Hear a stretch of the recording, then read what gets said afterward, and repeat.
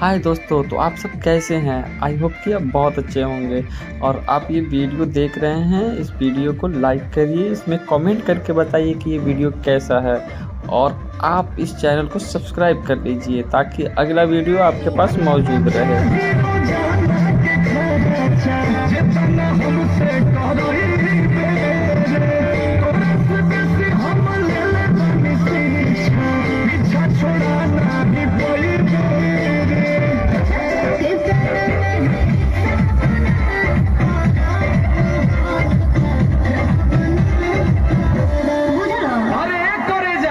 जितना तोहरा से रात में बात कइले बानी न उतना केहू औरी खाती जागल ना है। लेकिन जदि तू हमार दिल तुरलू तो बुझ लीह हम संतोष पागल नहीं।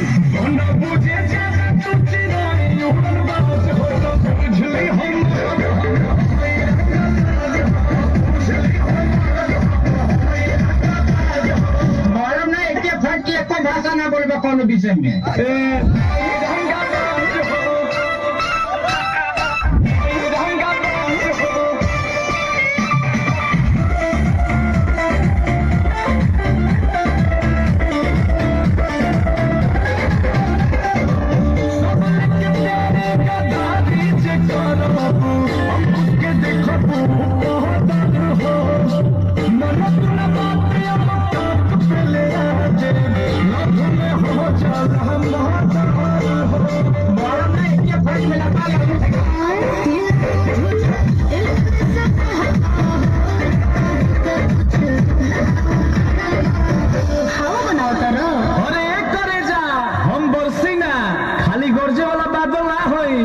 जदि हमरा के छोड़ के गइलू तो बुझ लीह हम संतोष पागल नहीं।